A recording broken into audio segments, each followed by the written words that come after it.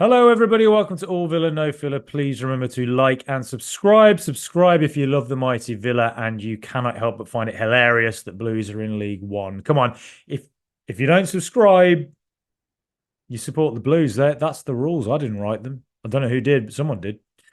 Anyway, uh, Borussia Dortmund 2, Aston Villa nil. It's a preseason game, so there's look, I'm not gonna we don't need to go too much into depth about it, but I just thought I'd have a quick chat about it. I actually think this was a great preseason experience in the sense of you go away to Dortmund, an iconic stadium, one of the most iconic stadiums in world football, to a team that literally were just in the Champions League, a team that literally has been the only competitor for Bayern Munich in the German league for the last 10 years, up until last season when Bayer Leverkusen and Stuttgart both rose to the fore. Um, but yes, last season Dortmund were in the Champions League final, and so to play them in front of 80,000, 80 was it 81,000 fans were there? That's absolutely incredible. To play them, uh, gave, I think, the Villa players a good sort of hint as to what will be coming in the Champions League, particularly when we go away from home. Um, you know, and I think the primary thing that we learned was just how ferociously the top teams press. And Dortmund in the first half, my goodness, there were many occasions where it felt like our kind of usual outball into Pau Torres. I think Dortmund had prepared well for it for a preseason game. I think they knew exactly what we were going to do and made it really hard for Pau Torres to play out. And continuously, that ball was given away. Um, and there wasn't really an option for Torres into the midfield. There wasn't really an option for him to play forward too often. And I think that if you look at the second goal, I think that was a I think that was a good example of some of the things I think kind of weren't clicking very well for Villa. McGinn as the second striker, I thought there were a lot of occasions today where he gave the ball away in probably not the hardest circumstances. Sometimes he just give the ball away quite randomly. Other times, obviously, he'd have a lot of pressure on him, as did everybody else. It was kind of a Champions League team, wasn't it? The way they press the top teams, it always feels like they have two or three around you, and to get around that, if you can get around it, you can find yourself in space. But it's getting around it is it's just really really hard. And Dortmund are Gegenpress and FC, which is it's the high press and goes all the way back to Jurgen Klopp and possibly even beyond that. But yeah, I think actually for Villa it was a great it was a really good preseason experience actually. Just to give a hint of what's to come because it is only a hint because the Champions League itself is going to be even harder than that under the floodlights on a Tuesday, Wednesday, Thursday night, whatever it is, with the crowd being, absolutely up for it and loud and proud. It's going to be a massive experience, and it's Villa's first experience at that kind of a level in decades. We're talking decades, and so it's fantastic we're there. And I think the way I look at Villa at the moment is I think of it as Unai Emery has signed on till 2029, so I think of it as a long-term project. I think of it as something that this is the start of a process, and there's going to be some really tough nights in the Champions League. I pretty much have no doubt about that. Just the quality of teams will be playing, but at the same time, I absolutely back Aston Villa's going to get some great results in there as well. But yes, just as a preseason experience, I think it was good. I think it was good to have that and to sharpen up the senses a little bit ahead of the Champions League we're going to be playing in this season, but also ahead of West Ham next week, which is going to be an absolutely bloody hard game, to be honest. We all know Nicholas Fulkrug's big old clunking head is waiting there to head one in. We just know that's almost inevitably something that I feel just will happen. But I think at the same time, it's Villa, with the outgoings and the incomings, it's going to be and certainly early in the season, it's going to be a bit of just a curve where we gel, and I think the quality that's in this Villa team eventually it will just click, and we will smash teams. I really do think that. But to start with, I could see it being it taking a little while to get to up to speed. Um, and losing, Diaby and Louise as well makes a difference. And I think today, looking at it in the first half, as I said, Pau Torres really struggles to play out.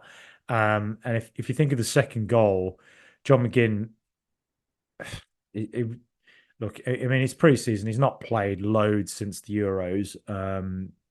So obviously his sharpness isn't going to be totally there, but he was giving the ball away quite liberally. And for that second goal, I could see he was going to do it as well. As soon, even before he passed it, I was like, yeah, I know what he's going to do here, and he's going to give it straight to them, and he did. And then Dortmund pressed forward, and then Villa get away with it because the defenders get to it, and then and then Powell, who I think probably was just unsettled by the amount of relentless pressure he was put under, uh, dithered on it, and Julian Brandt gets in and chips the keeper, and it's 2-0, and pay the price. That's the price you pay. It's a quality team. The first half, yeah, it was literally a case of just couldn't get the ball off them. Although there was a really good move at the end where Jaden Philogene got down the right, crossed it in. Jacob Ramsey with an excellent header and a brilliant save from the Dortmund keeper. But by and large, Dortmund they looked far more comfortable on the ball and made it really hard for us with their high press. And that's, as I say, a great experience.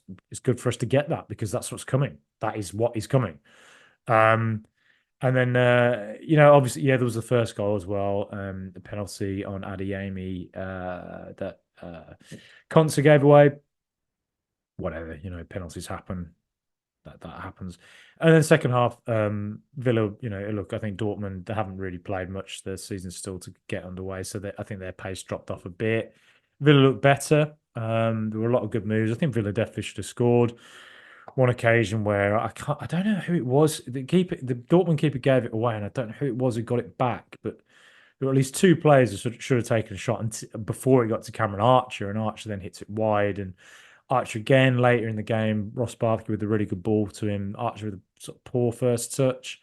If it'd been a better touch, he probably would have got a one-on-one with the keeper and maybe finished it.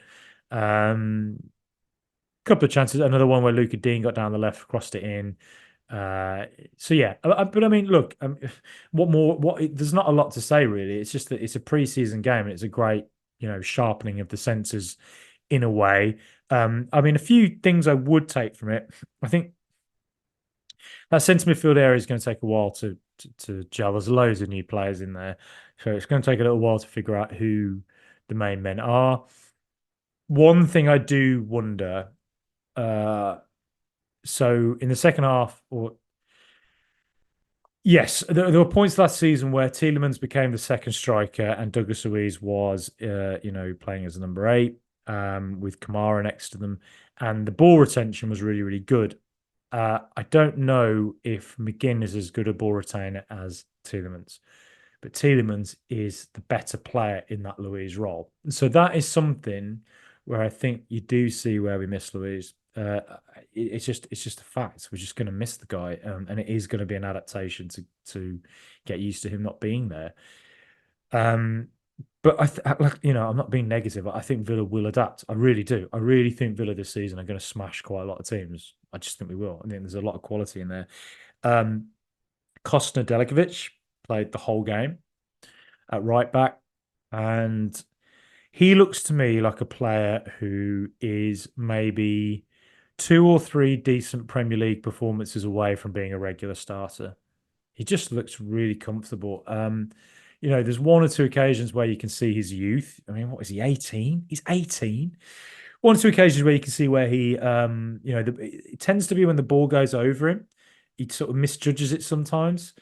But by and large, like his kind of game awareness, his distribution, bombing forward, and the fact that he, if a player does beat him first time, his pace to get back and cut off the, the ball. There was one point, I think, in the 80th minute, Daniel Marlin was on the left, and he'd come on as a sort of fresh sub, ran down the left, and Nedeljkovic kept up with him. And again, I thought it was a really good sign of like his kind of just his sharpness and his fitness. And I just feel with Nedeljkovic, there's really are the raw ingredients there for a player who is has something just a lot of potential. And like I say, I mean, genuinely, I mean, if he has one or two good Premier League performances, he's going to start soon enough. Really, and the fact that Emery started him today and played him for a full 90 minutes, I mean, he must have been impressed with what he's seen in training, and playing in different games. So fair play to Costa. I think it's really exciting that we've got a young teenage like that at Aston Villa. I think it's great to see Villa making signings like that. Otherwise, I think Joe Gauchi, again, it's not one that you'd probably really take much notice of, but I thought Gauchi again looked quite comfortable playing it out. Generally, his distribution was good. He just looks more comfortable with the ball at his feet than Robin Olsen. We all know what Olsen's about. We all know what he does, but I don't know, Gauchi. I think he's shown a few signs in pre-season so far against Athletic and Dortmund, where you thought, okay, maybe he could be the a solid second goalkeeper this season, and he's going to get opportunities because there's so many games, and maybe he does come in and actually looks quite solid. But for all these players like Costa, who have been raving about all summer, and Gauchi and whoever else, the proof is basically when you're in the Premier League, and that's where you get found out if you've got any kind of weaknesses. Preseason is just preseason. So yeah, Rodgers playing in that front two again, playing as a striker. Obviously, Watkins isn't there. I do kind of feel like Villa need an extra week, week or two, just with the amount of players we've had getting to finals at the Copa America, Duran and Martinez, final of the Euros, Concert and Watkins, just to get everyone up to speed, get everyone a bit more gelled in. I still think there's players to come in. I think there's players to go out. I just feel like Villa are in a place where there's a little bit of an adaptation process at the moment, and I think it is just going to be something we have to be very, very patient with.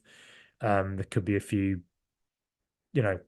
think of last season when we lost 5-1 to Newcastle to start the season. We beat Everton 4-0, and then we lost 3-0 at Liverpool.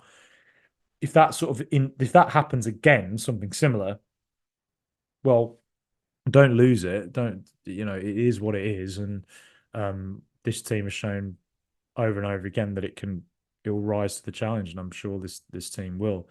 Jaden Philogene played pretty much most of the game. Started on the right. I think he had a really good ball into Ramsey in the first half. Ramsey, by the way, looks like he's had the Bonlahor gym treatment. He looks bloody bulked up, doesn't he? But Philogene, it's an interesting one, Philogene, because I tend to think he's played on the left for most of his. I mean, Hull certainly was on the left, and at Aston Villa in pre-season last season, he was on the left. So I think that tends to be where his strongest position actually is. But today he was on the right, and I think this season he's basically going to be a backup to Leon Bailey on the right. I think he's a young player, and it's just he's playing against Dortmund, who are different levels to what he's played before. So again, I think there's a few players in there with Villa who are very young, and it's just going to be a bit of an adaptation, and just have to get used to it. Pre-season's pretty much done now. I think there's a behind closed doors game this week. Is what it is. We'll see how it goes. I think Villa are just look like a team at the moment who still need a little bit more, but have a lot of quality as well. And that I think the start of the season might just be an adjustment process with new players and just getting up to speed again. But overall, I think there's loads and loads of quality in this team, and I'm very excited about the season ahead. I'm going to do a lot of interviews this week. Bloody hell. Am I going to keep trying to pump out this content? I do a lot of this. I really love it. I just love talking Villa. I love talking football. I don't pretend to be some bloody expert. I just, you know, like to engage with fellow Villa fans and let me know what you think. And yeah, please like, please subscribe, please follow Spotify, Apple, whatever. 5-star reviews on the Spotify phone app is amazing, and the Apple iTunes as well. 5-star reviews are brilliant. Is what it is. But yes, thank you for listening, watching. Let me know what you think. Up for bit of engagement about this, and as I say, there'll be a bit more of a look ahead now to the season, about what's coming up with West Ham, Arsenal, Leicester, with a few different interviews, and looking around and seeing how Villa squad looks. And I think Villa are going to sign a couple more players, maybe a couple of exciting ones as well, and a couple are going to go out as well. And whatever happens in that regard, again, I'll try and get as many interviews in as I can. Anyway, thank you very much for listening, watching, whatever it is. Up the mighty Villa.